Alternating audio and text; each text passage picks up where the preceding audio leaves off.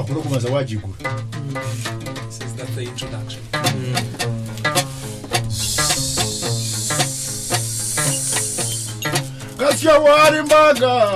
Kasyo wali mbaga azakaniko karyambazira somere kabale mucucu gwatama kanga mawe ni mungura rota yowendero mu mitima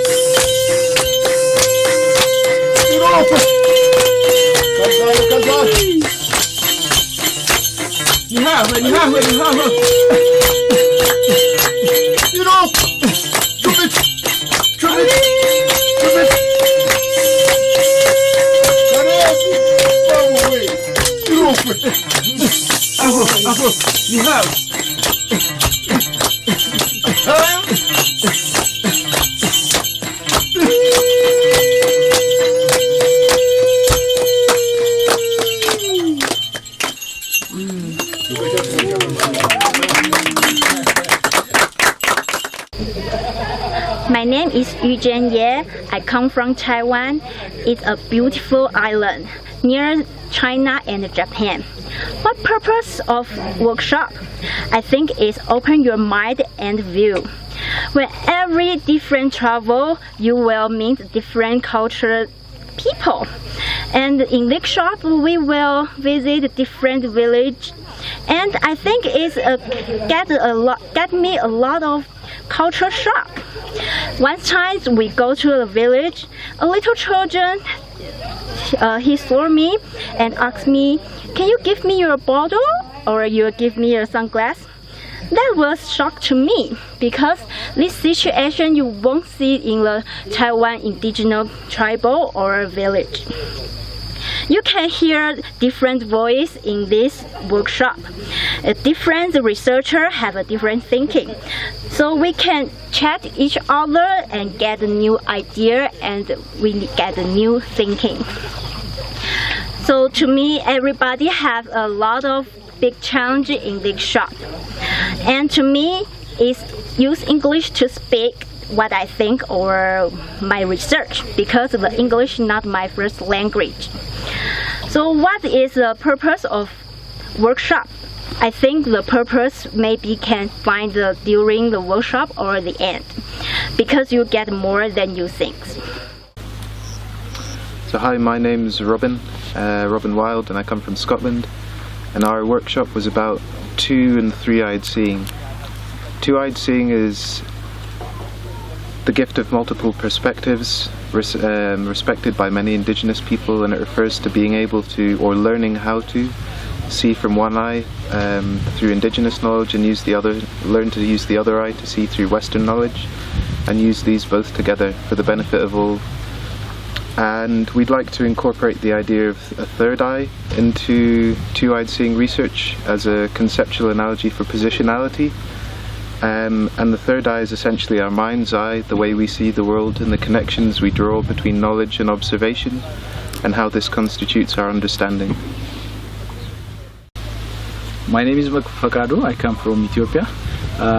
From this workshop I found it important to understand positionality, to know better third eye. Positionality is understanding of, provide understanding to recognized situated in certain environment. So knowing positionality actually helps us and also provide us a space to know our influence on research.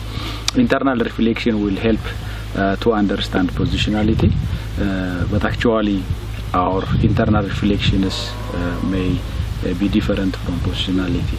While we are doing a research, it is important to know differences, and positionality helps and contributes to value diversity. My name is David. I'm from Wisconsin, and what I really love about this workshop in particular is just the great diversity of people and perspectives that are offered and provided. What is it about difference that is important in this context? So why does diversity matter? Well, I think diversity matters because it ensures that multiple perspectives are offered. Listening is prioritized. Understanding is demanded. Resilience is possible. Hope continue. My name is Lê Ngọc Park. I come from Taiwan, and I'm studying in National Hsinchu University of Education. This time I join workshop is I want to learn the knowledge produced and how they learn their knowledge. So we call local knowledge. So in these field trips, we saw many local knowledge in indigenous community, like sorghum. In Taiwan, we also use sorghum make wine, but in here, they use sorghum make beer. But why the same resource and they will become different produce? Why? So I think maybe it's influence of weather, climate, and history, or like their traditional god is their beliefs. Yeah. So we call this is local knowledge. And my other reflections is when we visit the community, the I influence to learn. The I don't know, but this is my question in my mind. My name is Michel Rapinski, and I'm a PhD student at the University of Montreal in Canada. One of the big things I reflected upon during this workshop while discussing positioning ourselves in ethics is the difference between knowing that and knowing how. As a scientist, it is part of my nature to always ask the questions of how and why and wanting to find these answers. But when working with people, and especially cultures that may sometimes seem different with ideas that are hard to understand, sometimes knowing that is enough and knowing how is not necessary. And I'm thinking of the example here of when we met the medicine man, and he explained to us how he used his medicine to determine if he could heal a person or if he could not, based on the colors by which the medicine would change. Knowing that the medicine was used in that way may sometimes be enough, and asking the questions how and why this works may sometimes be inappropriate. And try to understand when these questions are appropriate and inappropriate is something that I think as a scientist is important for me to reflect a lot about. Hi, my name is Tahira and I'm from Canada. What I took out of this conference was the discussion on ethics and the researchers' responsibility to the community in which they work in. It was interesting to discuss about the knowledge that was taken and how we should contribute to the community. So looking at how we reflect on what the information that we provide, is it reflect the community well, and is it something they're okay with, as it is their knowledge we're sharing. Another key concept I thought was interesting was the idea of for whom is the research conducted. It's a simple question, but not always easy to implement. It's, as emerging ethnobiologists, it is something to keep in mind, especially when conducting research and curating relationships with the communities we work in. My name is Jenny Harvey and I came to the ISE Pre-Congress Workshop from Scotland.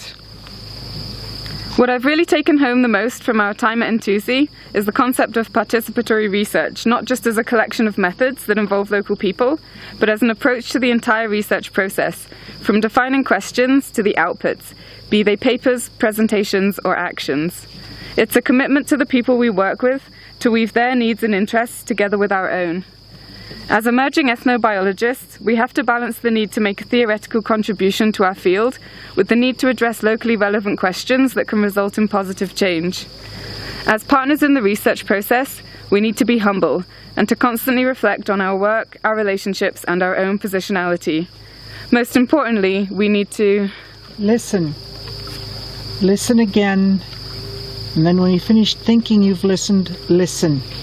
To the communities we're working with. And then listen some more and keep listening. Hi, I'm Jackie. I come from Cape Town in South Africa. What is special about Entusi? Entusi, it is a local name called eucalyptus tree, and everything we use here, it is from eucalyptus tree, more especially chairs, the furniture, the beds, even the buildings. All the buildings are from eucalyptus tree. That's why we call it Entusi. It is so special. My name is Raymond Bokua. And tell me, what do you do here at Entusi?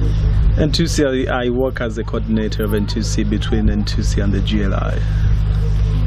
And tell me, Raymond, what is special about Entusi? Entusi is so special. First of all, when I go to staff, we call ourselves a family.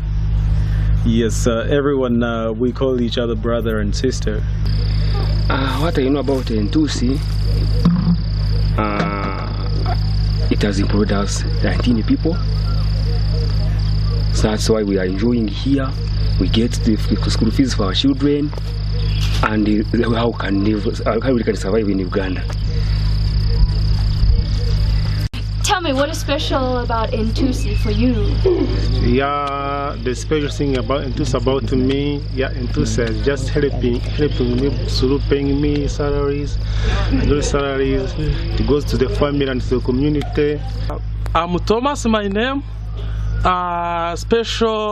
I think is special about Entusi, Entusi has inspired me to live happily than the way I have been living in the past days. Yes, thank you. My name is Carly Birch and I grew up in Hawaii. Through the workshop, I've realized that research on wicked problems, nuclear disasters, climate change, appropriate access to health care services, species loss, erosion of agricultural biodiversity, can be really depressing, even more so when we try to tackle these problems alone. However, research can actually serve as a beacon of hope. Emerging ethnobiologists and local communities can give each other hope through sharing and working together to build new, collaborative, hybrid knowledge to help us work our way through wicked problems. The concept of three-eyed seeing and the practice of reflection can help us all to keep moving forward in the right direction. Dancing with the Muzungu. Oh, God.